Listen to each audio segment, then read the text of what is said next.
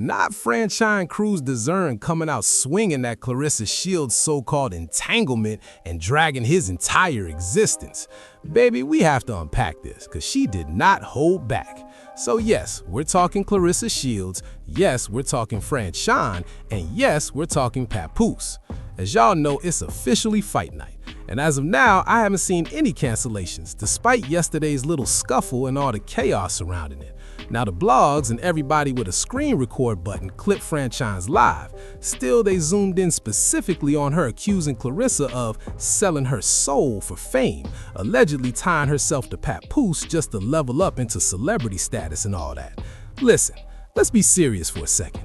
If you're one of those conspiracy or Illuminati theorists and somebody told you fame comes with Papoose attached, are you signing that contract? I'm just asking. Y'all couldn't manifest Leonardo DiCaprio? Y'all couldn't line up Idris Elba if he was single? You couldn't secure Morris Chestnut if he were available? Last time I checked, Michael B. Jordan is still outside and single, but somehow the grand prize is married Papoose? Is that why folks were allegedly throwing up little hand signs and acting mysterious? What are we really doing here? I'm not gonna lie, that part had me hollering, because let's be honest, you mean to tell me the ultimate fame package is we'll make you relevant, but you've got to drop Tony Rich and publicly attach yourself to Papoose, and that's another woman's husband at that? Absolutely not. So of course that clip went viral. And of course when Franchón said Claressa is second place in her own relationship, you already know that hit a nerve. Because when your loudest headline becomes linked to a married man, that's gonna sting. The gag is people have been whispering that for months. It just hits different when someone you once called a friend says it out loud. Then Franchón even brought up flying Remy Ma out and all the extra layers to the mess. But hold up, today is supposed to be about the fight. This whole matchup honestly feels like it should have been brewing quietly from the beginning. I think Franchón initially believed this was a genuine friendship, until she started peeping what looked like subtle sabotage during the rollout. Nobody is really promoting her, she's out there hustling her own visibility, press conferences and weigh-ins feel one-sided, reporters acting dismissively like she's just a prop in Claressa's victory parade, talking like the outcome is already decided and Franchón is just there to fill space. Then there's talk about a smaller ring, limiting movements and cutting down the athletic freedom she's used to, less room to maneuver, less room to reset, less room to fight her natural style. And that's where people start side-eyeing the situation, because all of that together, it doesn't quiet the "is this rigged" chatter. So with all that context in place, let's get into exactly what Franchón had to say about Papoose. And shout out to L Archer 777 for catching the live before it disappeared. Papoose, you bitch ass nigga. You 47 still trying to get a hit. I got a hit, nigga. You a C-level rapper. That's why you never made it. That's what fucking leech. Manipulator. Manipulator. I ain't no fucker. Who that nigga? I ain't Remy boyfriend. You knocked out. I wish you would have swung on me. I would have bust you in your fucking mouth, nigga. You nigga, you can't even hold my bra strap. Claressa got a less than subpar guy. Like, you was a clown. You are nothing. I hope somebody play this so she can see this. Oh, it's fake? It's fraud? Nah, they try to make it fake. They told her to push me. She ain't want to push me. She ain't want to push me. They told her to push me. I don't care about boxing. I don't care about these belts. Cause y'all so afraid of me. Y'all setting the table so bad. I've been dealing with stuff since this fight been announced, bro. I got tested by VADA twice in 1 week, and this bitch S&C coach that she met in October posting her secrets. Come on, let's be real. How dare you? That's all I can say. How dare you? Somebody screen record it. We can box. You could think you the better boxer, the best boxer in the world. This shit is set up. Look at this video, what you just said. Yeah. Not Franchón calling him a soulless rapper. Listen to this. Can anybody name me one hit from Papoose? 2 hits? 3? 4? 5? I'll wait.